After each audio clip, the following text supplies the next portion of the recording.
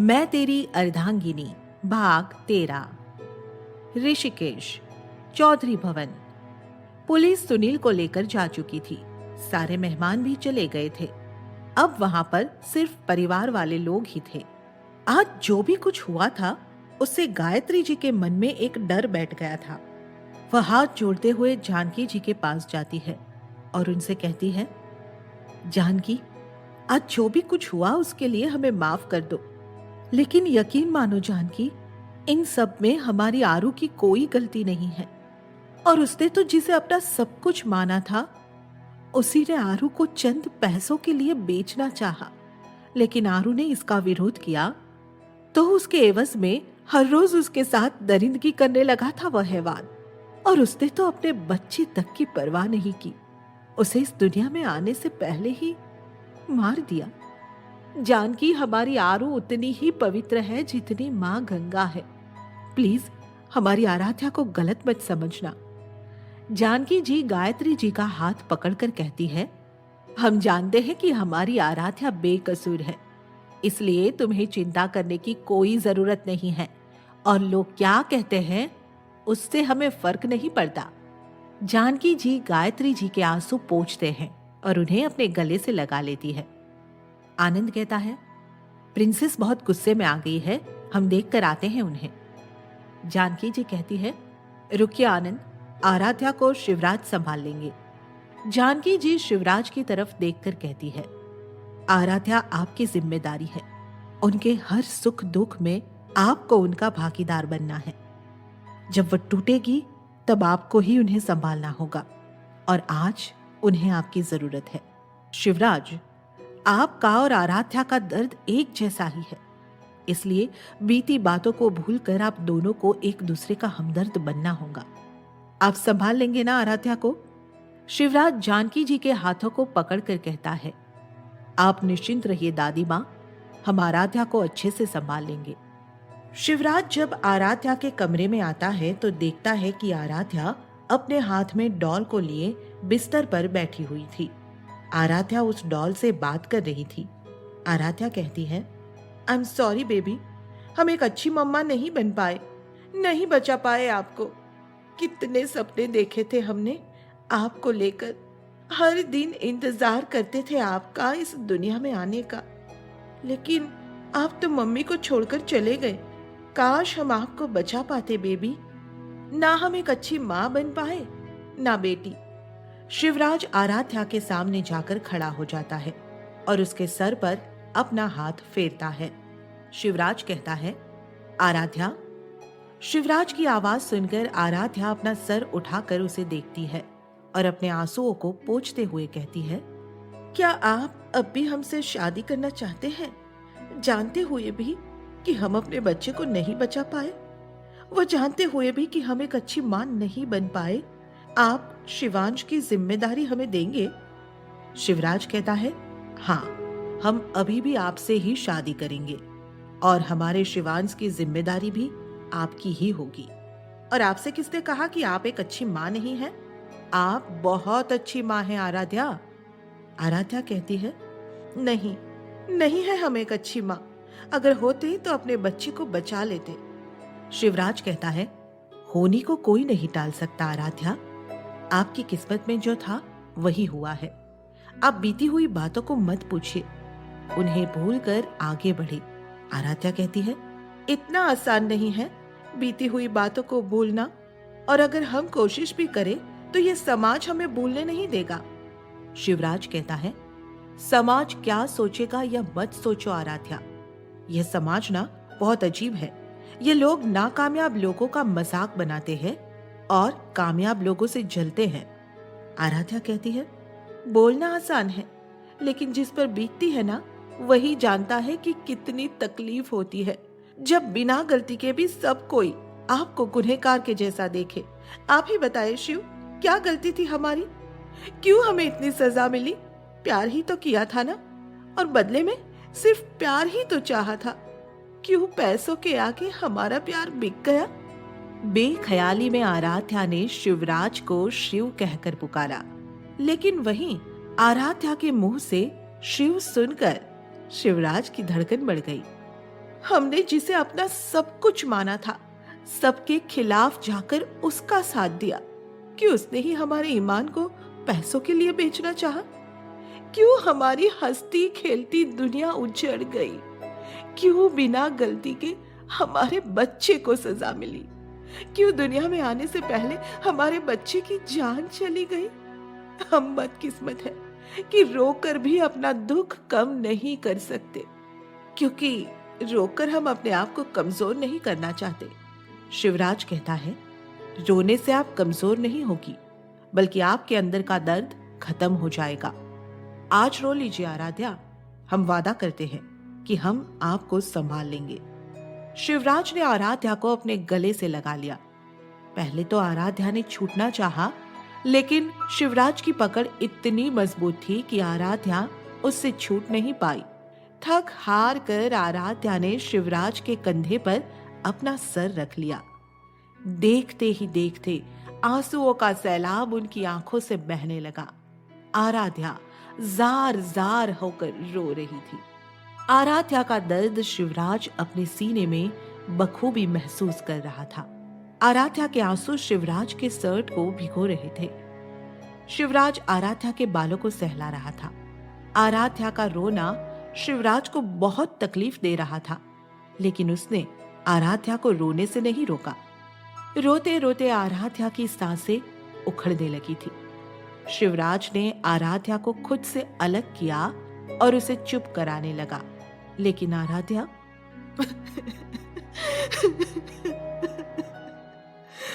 हम एक अच्छी मां नहीं बन पाए, नहीं बन पाए एक अच्छी मां, यही रट लगाते हुए रोते जा रही थी। शिवराज को समझ में नहीं आ रहा था कि वह क्या करे। उसने एक गहरी सांस ली और अपने हाथ को आराध्या के बालों में फंसाकर उसके चेहरे को थोड़ा सा ऊपर किया और उसके होठों पर अपने होठ रख दिए। शिवराज की ऐसी हरकत से आराध्या का रोना बंद हो गया और वो हैरानी से शिवराज को देख रही थी। उसने शिवराज के सीने पर हाथ रखकर खुद से दूर करना चाहा, लेकिन शिवराज ने उसके पीठ पर अपना हाथ रखकर उसे खुद के और करीब कर लिया। शिवराज ने अपनी आंखें खोली और आराध्या की आंखों में देखते हुए उसे बेतहाशा चूमने लगा।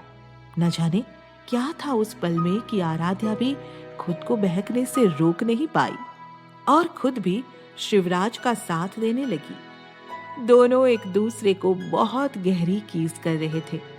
जब आराध्या को सांस लेने में तकलीफ होने लगी, तब शिवराज ने उसके होठों को आजाद करके उसके बालों को एक तरफ करके उसके गले पर किस करने लगा। आराध्या के दोनों हाथ शिवराज के सीने पर थे और वह आसानी से शिवराज की बढ़ी हुई धड़कनों को महसूस कर रही थी। दोनों को एक दूसरे की करीबी सुकून दे रही थी। थोड़ी देर पहले जो कुछ भी हुआ वो सब भूलकर दोनों एक दूसरे में मदहोश हो गए थे।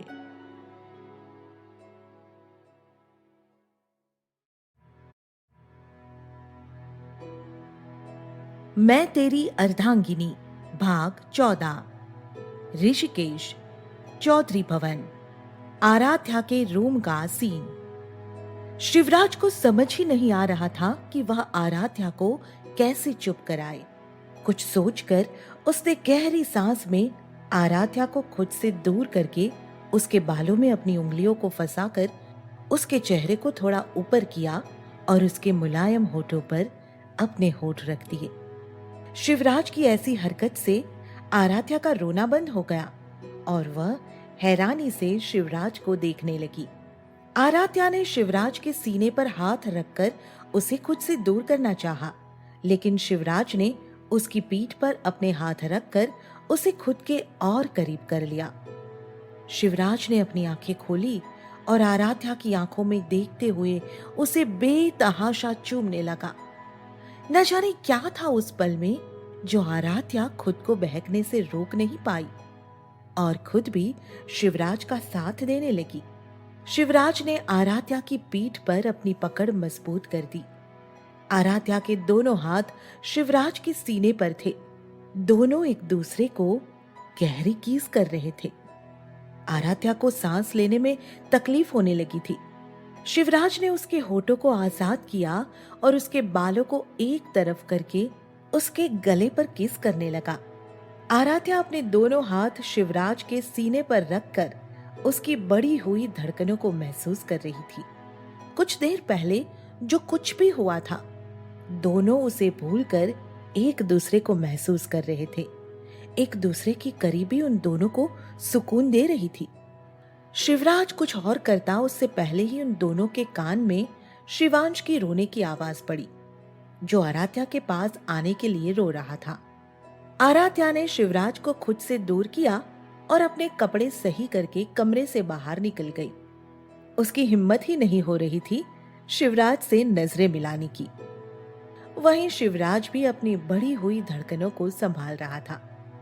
शिवराज खुद से कहता है, यह क्या हो गया था हमें? क्या सोच रही होगी आराध्या हमारे बारे में? क्यों हम खुद को उनके करीब जाने से रोक नहीं पाए? क्यों नहीं रोक पाए हम खुद को बहकने से? कुछ सोचकर शिवराज के चेहरे पर $1,000,000 वाली स्माइल आ गई। कितना सुकून था उनकी बाहों में। ना जाने क्या है आप में कि हम आपकी तरफ खींचे चले आ रहे हैं। जो सुकून की तलाश हमें निशा से होती थी, लेकिन हमें वो सुकून कभी उनसे मिला ही नहीं। और आपसे हम दूर रहना चाहते हैं, लेकिन चाहकर भी आपसे दूर नहीं हो पा रहे। आपकी मासूमियत, आपकी सादगी, आपका गुस्सा, काम के प्रति आपकी लगन, शिवांश के प्रति आपका प्यार और बड़ों के प्रति आपका सम्मान हमें हर वक्त आपकी तरफ खींचता है। दिलो दिमाग पर सिर्फ आप ही छाई हुई है। कुछ दिनों की मुलाकातों में हमारा यह हाल है। आगे पता नहीं आपके ख्याल से हमारा क्या हाल होगा, लेकिन इतना तय है कि आपके और हमारे दरमियान जो भी होगा वो बहुत हसीन होगा। पहले सोचते थे कि शादी करेंगे तो सिर्फ शिवांश के लिए, लेकिन अब दिल चाहता है कि अतीत की कड़वी यादों को भूलकर अपने आज और आने वाले कल के बारे में सोचे, अपने आज को बेहतरीन बनाए। आपके साथ आराध्या। लगता है दिल इश्क की गलियों में फिर से चलने लगा है और हमारा दिल कह रहा है कि इस बार हमारा इश्क मुकम्मल होगा, जिसमें ना कोई मजबूरी होगी, ना ही कोई परेशानी होगी। होगा तो सिर्फ इश्क। शिवराज मुस्कुराते हुए कमरे से बाहर चला जाता है। उसकी नजरें आराध्या पर ही थी, जो शिवांश के साथ बात कर रही थी। आराध्या प्रेरणा से कहती है, हमें बुला लिया होता दी, आप बेकार में ही परेशान हो गई। प्रेरणा कहती है, ऐसी कोई बात नहीं आराध्या, हमें लगा आप परेशान होगी, इसलिए आपको डिस्टर्ब नहीं किया। आराध्या ने कहा, शिवांश को देखकर हमारी सारी परेशानी खत्म हो जाती है। आराध्या शिवांश से कहती है, आप रो क्यों रहे थे बेटू? शिवांश अपनी टूटी फूटी आवाज में कहता है, मम्मा चाहिए। आराध्या ने शिवांश को अपने गले से लगा लिया। आराध्या कहती है, अच्छा तो हमारे बेटू को मम्मा चाहिए। आराध्या हल्के हाथों से शिवांश का पेट सहला रही थी, जिससे शिवांश को गुदगुदी होने लगी और वो खिलखिलाकर हंसने लगा। सब अपने अपने कमरों में जा चुके थे।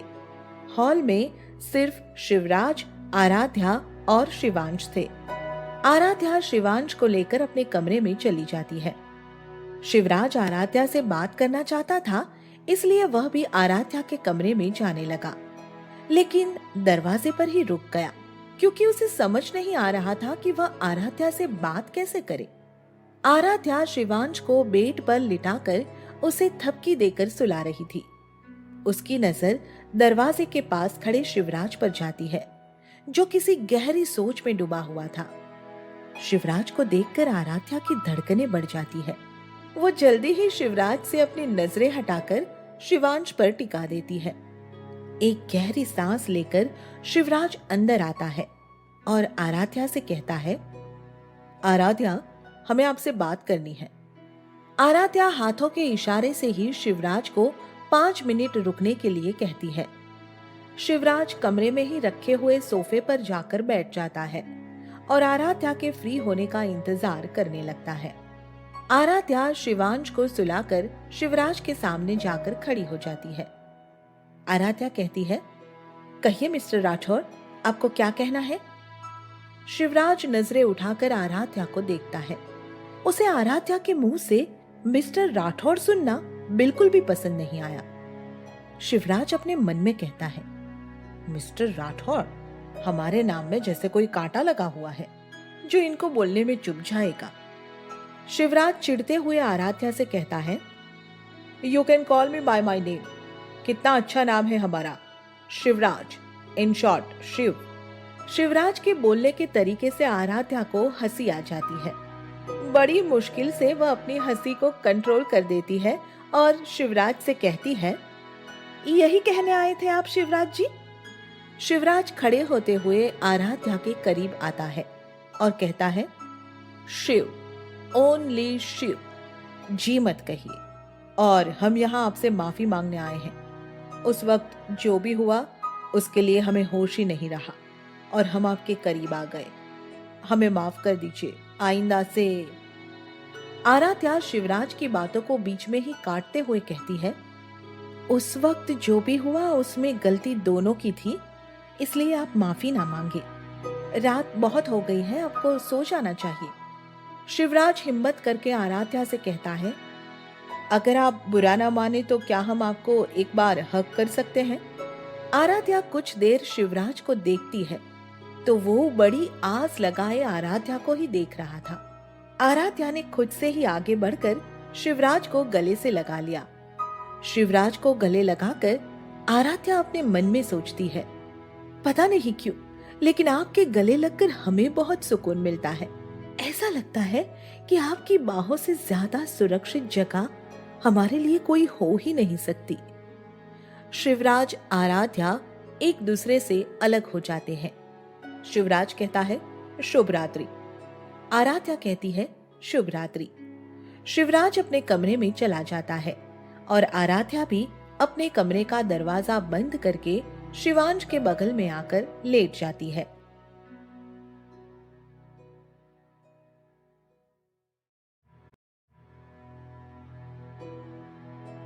मैं तेरी अर्धांगिनी, भाग 15। ऋषिकेश, चौधरी भवन। आज आराध्या और शिवराज की मेहंदी थी। पूरा चौधरी भवन दुल्हन की तरह तैयार किया गया था। डार्क ग्रीन और व्हाइट कलर के पर्दे से डेकोरेशन किया गया था। आज मेहंदी थी, उसी के हिसाब से आज ड्रेस थीम ग्रीन कलर का रखा गया था। आराध्या के रूम का सीन। आराध्या अपने कमरे में तैयार होकर बैठी हुई थी। उसने डार्क ग्रीन कलर का लहंगा, सिल्वर कलर के ब्लाउज और डार्क ग्रीन कलर के दुपट्टे के साथ कैरी किया हुआ था। बालों को उसने साइड पफ बनाकर खुला ही छोड़ दिया था। आंखों में गहरा काजल और होठों पर डार्क रेड लिपस्टिक। कुल मिलाकर आज आराध्या शिवराज के होश उड़ाने के लिए तैयार थी। आराध्या अपने मन में कहती है, हम नहीं जानते कि हमारा और शिवराज का रिश्ता कैसा होगा। क्या हम कभी एक हो पाएंगे या नहीं? पहले हम शादी सिर्फ अपने परिवार और शिवांश के लिए कर रहे थे। हम कभी अपनी जिंदगी में किसी को आने देना नहीं चाहते थे, लेकिन ना जाने शिवराज में ऐसा क्या है जो हमें हर वक्त उनके बारे में सोचने के लिए मजबूर कर रहा है। उनके साथ हम बहुत सुरक्षित महसूस करते हैं। हमें बहुत सुकून मिलता है जब वह हमारे आसपास रहते हैं। हम नहीं जानते कि हमारे रिश्ते का भविष्य क्या है। हम नहीं जानते कि शिवराज हमारे बारे में क्या सोचते हैं, लेकिन अब हम अपनी जिंदगी को एक और मौका देना चाहते हैं। हम अपनी जिंदगी शिवराज और शिवांश के साथ खुशहाली से बिताना चाहते हैं। शिवराज के रूम का सीन। शिवराज ने डार्क ग्रीन कलर का कुर्ता व्हाइट पैजामे के साथ पहना हुआ था, जिसमें वह बहुत ही हैंडसम दिख रहा था। शिवराज ने शिवांश को भी तैयार कर लिया था। हमेशा गुस्से में रहने वाले शिवराज के चेहरे पर आज एक मनमोहक मुस्कान थी। शेखर के बुलाने पर शिवराज शिवांश को लेकर नीचे आ जाता है। नीचे आकर शिवराज की नजरें आराध्या को ही ढूंढने लगी। थोड़ी देर बाद शिवराज की नजरें एक जगह जाकर ठहर गई और उसकी धड़कनें भी बढ़ गई। सौम्या और प्रेरणा के साथ आराध्या अपने नाजुक पैरों से चलते हुए आ रही थी। उसके हर एक कदम के साथ शिवराज की धड़कनें बढ़ रही थी। उसने अपने सीने पर हाथ रख लिया और अपनी बढ़ी हुई धड़कनों को सामान्य करने की कोशिश करने लगा। रह रहकर शिवराज की नजर आराध्या के होठों पर जा रही थी। आराध्या पर से ध्यान हटाने के लिए शिवराज ने उससे अपनी नजरें हटा ली, लेकिन आज उसकी नजरें जैसे बगावत पर उतर आई थी। ना चाहते हुए भी बार बार शिवराज की नजरें आराध्या पर ही जा रही थी। आराध्या और शिवराज को पाटे पर बिठाया गया। उन दोनों के बीच एक जीना सा दुपट्टा था। प्रेरणा ने शगुन के तौर पर शिवराज आराध्या के हाथों में मेहंदी से एक बूटा बनाया। उसके बाद मेहंदी वाली ने आराध्या के हाथों पर मेहंदी लगानी शुरू कर दी। प्रेरणा ने शिवराज के हाथों में बहुत खूबसूरती से आराध्या का नाम लिखा था। शिवराज मुस्कुराते हुए अपने हाथ में आराध्या का नाम देख रहा था। उसने एक नजर आराध्या को देखा, जो मुस्कुराते हुए अपनी मेहंदी को देख रही थी। नाच गाने और हंसी मजाक के साथ सिद्धिया की मेहंदी की रस्म हो गई। आराध्या थक गई थी, तो आनंद ने उसे गोद में उठाकर उसे कमरे में पहुंचा दिया। शिवराज भी सोए हुए शिवांश को लेकर अपने कमरे में आ गया और बाकी सब थोड़ी देर आराम करने के लिए अपने कमरे में चले गए, क्योंकि अभी उन्हें शाम को होने वाले संगीत की तैयारियां भी करनी थी। दूसरी तरफ ग्वालियर में एक बड़ा सा घर, जिसे महल कहना उचित होगा, जिसके नेम प्लेट पर राणावत लिखा हुआ था। वो महल जितना बाहर से खूबसूरत दिख रहा था, उतना ही अंदर से भी खूबसूरत था। हॉल में एक 27-28 साल का लड़का बैठा हुआ सिगरेट के कस ले रहा था। उसके ठीक सामने एक आदमी हाथ बांधे खड़ा था। वो लड़का कहता है, क्या खबर है? आदमी कहता है, बॉस वो दोबारा शादी कर रहे हैं। वो लड़का कहता है, क्या वो इस शादी से खुश है? आदमी कहता है, शायद हाँ। वह लड़का कहता है, अच्छी बात है, खुश हो लेने दो उसे, क्योंकि एक बार फिर मैं उसकी खुशियों पर ग्रहण लगाने के लिए आ गया हूं। वैसे क्या तुमने उसकी होने वाली पत्नी को देखा है? वो आदमी अपने पॉकेट से आराध्या की फोटो निकालकर उस लड़के के सामने कर देता है। आराध्या की फोटो को देखकर उस लड़के के मुंह से एक ही शब्द निकलता है। वो लड़का कहता है, खूबसूरत। अब मजा आएगा। ये लड़की उस निशा से भी खूबसूरत है। फिर मैं इसे शिवराज के पास कैसे रहने दे सकता हूँ? बस कुछ दिन इसके साथ खुश रह लो शिवराज, क्योंकि उसके बाद मैं तुम्हें इसके साथ रहने नहीं दूंगा। जैसे निशा को तुमसे दूर किया था, वैसे ही इसे भी दूर कर दूंगा। वैसे जहां तक मैं तुम्हें जानता हूँ, तुम निशा को भूलकर इसके साथ अपनी नई जिंदगी की शुरुआत नहीं करोगे। लेकिन शायद उस लड़की की खूबसूरती के आगे तुम्हारी नफरत की दीवार पिघल जाए और तुम्हें इससे प्यार हो जाए। फिर बहुत मजा आएगा तुम दोनों को अलग करने का। इतना कहकर वह लड़का शैतानी हंसी हंसने लगता है। हंसते हुए वह अचानक रुक जाता है और उठकर एक कमरे में चला जाता है। रूम के अंदर वह लड़का कमरे में आता है, तभी उसकी नजर बेड पर निर्वस्त्र पड़ी एक लड़की पर पड़ जाती है, जिसे देखकर उस लड़के के चेहरे पर एक शैतानी हंसी आ जाती है। एक नजर उस लड़की को देखकर वह लड़का अपने हाथ में मौजूद आराध्या की तस्वीर को देखता है। उसकी आंखों में हवस साफ दिख रही थी। वह लड़का धीरे धीरे उस लड़की की तरफ बढ़ने लगता है। वह लड़का अपनी टी शर्ट उतार के उस लड़की के करीब चला जाता है और उस लड़की की मर्जी ना होते हुए भी उसके जिस्म के साथ खेलने लगता है। जब उसका मन भर जाता है तो वो लड़की को उसी हाल में छोड़कर चला जाता है। उस लड़के के जाने के बाद वह लड़की उसी तरह बिस्तर पर निर्वस्त्र लेटी रह जाती है। वह लड़की खुद से कहती है, मैं तुम्हें बर्बाद कर दूंगी। तुम्हारी वजह से मेरी जिंदगी बर्बाद हो गई। मुझे नहीं पता था कि इसने मुझे तुमसे बदला लेने के लिए इस्तेमाल किया है। ऐसा नहीं था कि मैं तुमसे प्यार करती थी। तुमसे तो क्या, मैं किसी से भी प्यार नहीं कर सकती। मुझे कभी भी किसी बंधन में बंध कर रहना ही नहीं था। लेकिन पता नहीं कैसे मुझे इससे प्यार हो गया और मैं तुम्हें ठुकराकर इसके पास आ गई। मुझे कहाँ पता था कि मैं इसके लिए बस तुम तक पहुंचने का एक मोहरा हूं। तुम्हारी वजह से मेरी खुशियां छीन गई। अब मैं तुम्हारी खुशियां छीन लूंगी।